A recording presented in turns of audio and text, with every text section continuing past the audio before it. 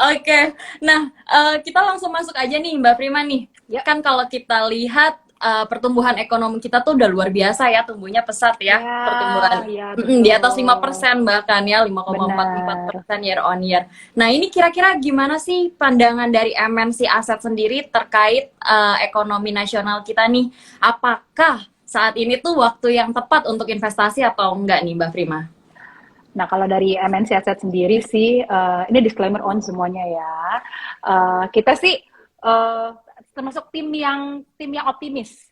Artinya Oke.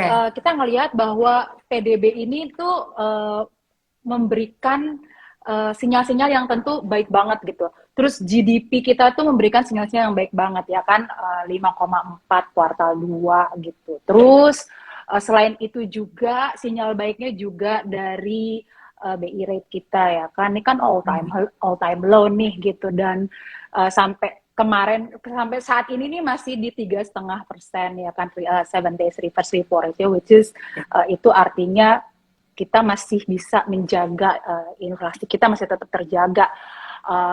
Head to headnya tuh dengan keadaan negara-negara lain ya, dengan keadaan dunia gitu loh, yang dimana semuanya tinggi, dalam artian yang kurang baik kita malah dalam posisi yang kalau kata orang sih diuntungkan ya dengan kondisi dunia. Tapi nggak peduli-peduli juga sih akunya sih, intinya uh, BI rate kita bagus, kita punya GDP juga bagus, inflasi kita terjaga di 4,9% gitu ya. Lalu nilai tukar mata uang kita ya, dengan US dollar sempat 15.000 waktu itu, sekarang sudah terjaga lagi di bawah 15.000, 14.800 waktu itu, mungkin sekarang 14.900. So Ya. basically semuanya itu kondusif, semuanya itu Hmm. kondusif. Lihat dari kacamata optimisnya, semuanya itu kondusif. Dan kalau sekarang, apakah itu cocok banget untuk berinvestasi? Jawabannya iya. Again, kita nih tim-tim optimis nih. Iya, sekarang tuh karena kondisi secara perekonomian kondusif, ini kita memang udah waktunya untuk masuk lagi ke apa namanya, berinvestasi gitu. Jadi jangan kemarin kan agak diparkir tuh kayaknya ya, karena kan aduh ini terlalu fluktuasi nih, ini terlalu banyak apa namanya, uh, Kanan. yang tekanannya udah gitu. Terus orang pada apa sih namanya tuh, pada banyak yang betting gitu loh di sini gitu loh, karena Oke. masih masih uncertainty-nya tinggi. Tapi kalau kita ngelihat kondisi saat ini sih sepertinya kita udah nggak perlu lagi khawatir sama hal-hal itu gitu loh. But anyway, di luar itu juga, kalau menurut aku pribadi sih ya, kalau kita mau berinvestasi, every time is the best time to invest gitu. Karena Hmm. kalau orang mau investasi gitu kan,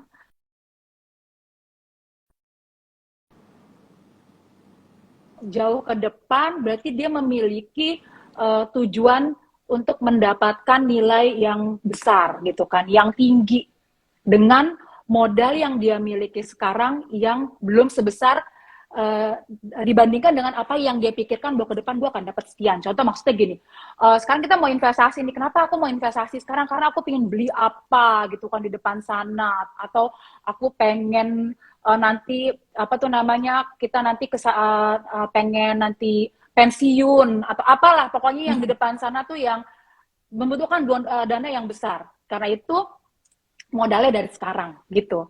Nah, itulah kenapa orang berinvestasi. Jadi despite of kondisinya bagus atau jelek, apalagi sekarang kondisinya sih bagus gitu loh. Ini adalah waktu yang sangat tepat untuk kita berinvestasi. Begitu, Cisti. Oke, oke. Ya, aku setuju banget sih Mbak Prima. Karena kan investasi waktu terbaiknya kapan lagi kalau bukan sekarang ya. Waktu terbaik lainnya adalah Benar. hari kemarin gitu. Nah, itu dia. Tapi kan kemarin udah nggak usah diomongin ya, sekarang aja Iya, masa betul. depan gitu. Iya betul, setuju setuju. Nah, ini kalau misalnya nih teman-teman sebelum mulai investasi nih Mbak Prima, kan ada baiknya kita kenal sama yang namanya profil risiko dulu gitu Oh ya penting, sebelum betul, kita betul. mulai investasi. Ha. Nah itu Ya, kan betul. gunanya biar kita investasinya juga nyaman gitu ya, Benar, nggak banyak benar. worry-nya. Nah, kira-kira apa sih instrumen investasi yang disarankan untuk teman-teman yang profil risikonya tuh dari rendah sampai dengan yang tinggi gitu? Nah, kira-kira apa nih Mbak Prima Nah, nih? wah, eh, sebenarnya macam-macam. Kalau bilang kita cerita tentang investasi, bentuk investasi itu macam-macam, gitu kan. Tadi ada yang komen tuh, aduh kriptonya lagi nggak bagus gitu kan. Nah, iya, tapi kan investasi bukan cuma di kripto doang, sayang. Itu siapa namanya ya? Nah, intinya gini. Kalau tadi yang Cisti bilang bahwa untuk berinvestasi kita harus tahu dulu profil resiko itu paling penting. Sehingga pada saat resiko itu terjadi, karena kan resiko kan sesuatu yang mungkin terjadi, tapi bisa jadi juga enggak gitu kan. Tapi kalau seandainya itu terjadi, kita sudah siap.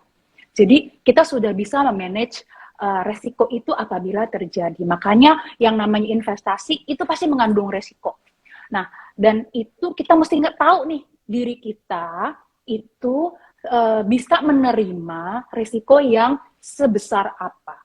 Karena di investasi dari dulu hari ini dan selamanya itu nggak pernah berubah tuh yang namanya high risk high return. Jadi Iya. nomor invest bodong-bodong tuh jangan lagi begitu ya teman-teman ya. Karena kalau yang bodong itu high return low risk. There is no such thing as high return low risk in investment teman-teman. Jadi hari gini high risk high return. Nah kita cocokin nih sama profil risiko kita masing-masing sebelum kita menentukan kita mau investasi yang jenisnya seperti apa gitu. Kalau misalnya teman-teman itu sepertinya orang yang maunya angon-angon rasa kelakon yang santai-santai aja gitu kan. Berarti kita adalah orang yang belum bisa siap untuk menerima resiko yang lebih besar. Nah, berarti kita orangnya yang agak sedikit konservatif gitu kan ya. Yang aduh aku tabungan aja deh atau deposito aja sih boleh. Itu bisa cocok juga untuk teman-teman yang tabungan deposito aja bisa masuknya juga ke yang money market instruments gitu. Jadi yang tidak terlalu beresiko yang besar, ini resikonya rendah banget, tapi memang secara konsekuensi return juga ya rendah gitu. Yang penting tidak fluktuatif gitu ya. Nah di atas itu mungkin kalau misalnya teman-teman nih ada juga yang sukanya lebih ke dapat return yang lebih tinggi dikit dibandingkan dengan yang tadi si Loris tadi a bit moderate gitu ya. Tapi nggak prima resiko mau ada yang fluktuasi tapi dikit aja fluktuasi jangan terlalu banyak. Mungkin teman-teman itu emang cocoknya model-model yang fixed income gitu. Fixed income tuh apa aja sih? Mungkin yang model-modelnya lebih ke obligasi kali ya isinya tuh obligasi. Itu macam-macam tuh. Obligasi bisa beli obligasi perusahaan, bisa obligasi pemerintah ya kan baik yang retail atau mau yang belinya yang gede-gede juga boleh gitu atau mau beli obligasi melalui reksadana juga bisa. Pokoknya yang model-model seperti itu kayaknya cocok juga tuh. Itu kalau misalnya kita yang memang udah aduh apalagi teman-teman ajaib nih ya kan pasti para pemain saham gitu kan investasinya pasti saham nggak suka frame yang kecil-kecil nih aduh aku maunya tuh kalau dapet untung tuh kelihatan berasa nabok gitu ya kan ceritanya nah itu bisa tuh berarti teman-teman adalah yang risk taker gitu. Berarti orangnya tuh kalau secara profil resiko tuh bilangnya agresif gitu. Nah, boleh tuh cobain yang saham, kripto, gitu. Pokoknya kalau currency itu pasti itu high risk, tapi potential returnnya juga tinggi. Jadi disesuaikan. Intinya apapun bentuk investasi kita, kalau kita mau jangan cuma mikirin semuanya yang return gede gitu loh. Tapi dia lupa sama kalau return gede itu pasti ada resiko fluktuasinya di situ kan yang besar juga. Terus akhirnya tidurnya nggak nyaman gitu loh, nggak bisa tidur. Jangan begitu juga gitu loh. Jadi investasinya harus aman yang pasti. Terus kedua tidurnya juga mesti nyaman gitu. Jadi tujuannya tercapai, tapi kitanya juga seneng gitu dalam investasi gitu. Itu Mbak Cisti. Setuju banget tuh ya teman-teman ya. Karena kan reksadana jenisnya beragam ya Mbak Prima ya. Ada Oh 4 benar, benar. underlying asetnya pun beda-beda. Jadi disesuaikan dengan profil risiko yang teman-teman punya. Nah, nih Mbak Prima, kita sesuai dengan topik di sore hari ini nih. Investasi kan sebenarnya ada 2 metode ya. Ada Ya, lamsam, ya. ada dollar cost Mm-mm, averaging, dicicil ataupun benar. sekaligus. Ini mana sih Mbak Ya. Prima yang lebih baik? Aku suka loh sama waktu kita akhirnya ngobrol-ngobrol terus mikirin kita mau bikin IG live apa nih gitu Iya, kan ya sama iya. teman-teman ajaib sama teman-teman dari Mm-mm. MNC Aset kita yang seru-seru aja deh gitu ya apa nih yang gampang tapi yang mudah ringan tapi bermakna gitu ya Betul. kan karena ini kan waktunya akan sore-sore oh iya kita ngobrolin mengenai bentuk apa tuh namanya cara berinvestasi gaya berinvestasi gitu ya apakah kita investasinya mau lamsam atau kita investasinya mau nyicil gitu kan. Nah itu kan sebenarnya apa ya orang ternyata tuh mikir juga ternyata ya untuk mikirin gue maunya langsung atau gue nyicil ya gitu. Ini semuanya jujurly gitu kalau anak sekarang bilang jujurly ini tuh tergantung sama satu keadaan keuangan kita. Itu harus dicek dulu tuh. Ya kan?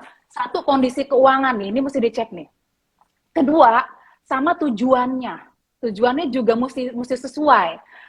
Terus ketiga, sama kita punya apa pengennya itu mau resikonya kita mau taruh di resiko yang sebesar apa. Jadi contoh, kalau satu kondisi keuangannya berarti kita mesti sesuaikan. Kita punya duit sebanyak itu enggak untuk kita bisa langsung yang namanya lamsam sekaligus gitu. Nah, kalau dibilang sekaligus itu rata-rata nih ya, rata-rata lamsam tuh maksudnya satu kali masukin terus kita nggak top up.